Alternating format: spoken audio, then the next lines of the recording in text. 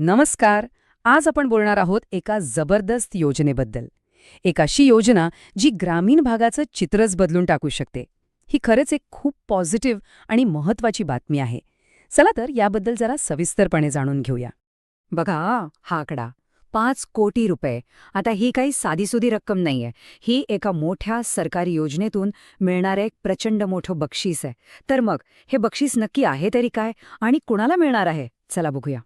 तर हे 5 कोटी रुपये जिंकण्याची संधी आहे एका आरोग्यसंपन्न गावाला. हो, अगदी बरोबर. जे गाव आरोग्याचे सगळे निकष, सगळे मापदंड पूर्ण करेल ना, त्या गावाला हा सन्मान आणि हा निधी मिळणार आहे. खरं तर ग्रामीण आरोग्य सेवा सुधारण्याच्या दिशेने हे एक खूप मोठं पाऊल आहे असं म्हणायला हरकत नाही. चला तर मग या योजनेच्या जरा खोलात शिरूया. ही आरोग्यसंपन्न गाव योजना नेमकी आहे तरी काय आणि यातून गावांचा कायापालट कसा होणार आहे समजून घेऊया. बरं, ह्या योजनेचं अधिकृत नाव आहे आरोग्य संपन्न ग्राम पुरस्कार. पण लक्षात घ्या, ही फक्त एक योजना नाहीये, ही एक स्पर्धा आहे. म्हणजे ज्या ग्रामपंचायत आरोग्य क्षेत्रात एकदम भारी काम करतील त्यांना बक्षीस दिलं जाईल. आणि यातूनच ग्रामीण आरोग्य सेवा अधिक मजबूत करण्याचा हा प्रयत्न आहे. आता साहजिकच प्रश्न पडतो की गावांची निवड करणार कशी, कोणत्या आधारावर? तर यासाठी काही महत्वाचे निकष आहेत. जसं की प्रत्येक घरापर्यंत प्राथमिक आरोग्यसेवा पोहोचतेय का? स्वच्छता, पोषण, लसीकरण यावर भर दिला जातोय का? माता आणि बाल आरोग्याची स्थिती कशी आहे? गावात सांसर्गिक आणि असंसर्गिक रोगांवर नियंत्रण आहे का? आणि सगळ्यात महत्वाचं, यात ग्रामपंचायत किती सक्रियपणे सहभागी होते? या सगळ्या गोष्टी एकत्र आल्या की एक आरोग्यसंपन्न गाव तयार होतं. ठीक आहे.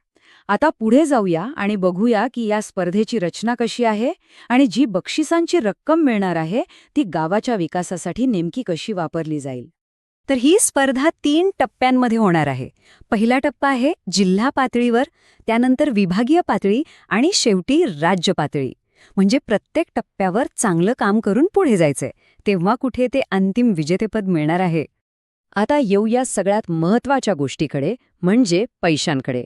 किमान बक्षीस आहे तब्बल 2 कोटी रुपये, जी काही कमी रक्कम नाहीये.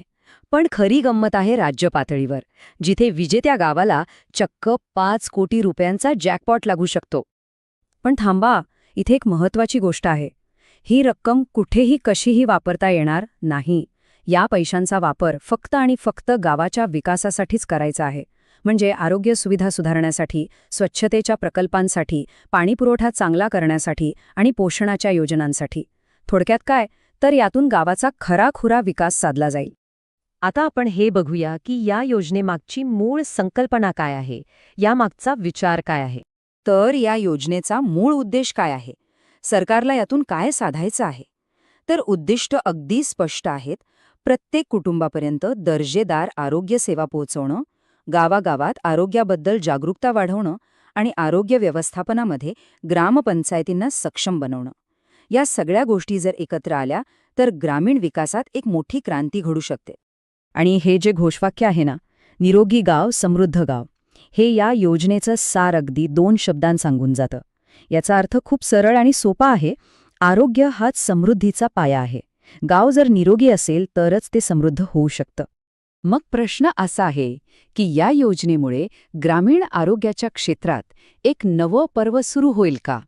याकडे आपण समाज आणि गाव यांच्या सहभागातून होणाऱ्या एका मोठ्या बदलाची संधी म्हणून पाहू शकतो. आणि यातली सगळ्यात चांगली गोष्ट काय माहितीये? हा पुरस्कार जिंकण्याची संधी अगदी प्रत्येक गावाला आहे.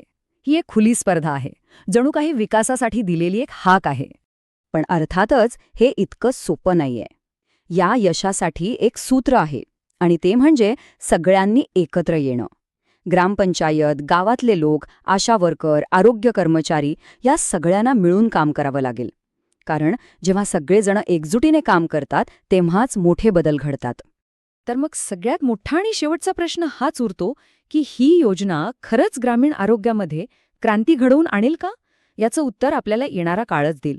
पण एक गोष्ट मात्र नक्की आहे, या क्रांतीची खरी किल्ली सरकारच्या तिजोरीत नाही, तर ती गावागावांच्या एकजुटीत दडलेली आहे.